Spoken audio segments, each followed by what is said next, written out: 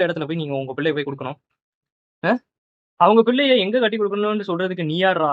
அப்படிங்கிற நீ கேள்வி கேட்டீங்கன்னா, வெல் உங்க கேள்வி தான் அந்த பொண்ண கொன்றுக்கு.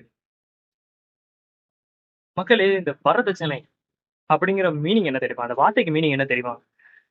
வரன் தட்சணை. தட்சணை அப்படிங்கிற மீனிங் என்னன்னா, டொனேஷன். அதாவது விருப்பப்பட்டு குடுக்குற ஒரு விஷயம் பேர் தான் ஒரு தட்சணை அப்படிம்பாங்க.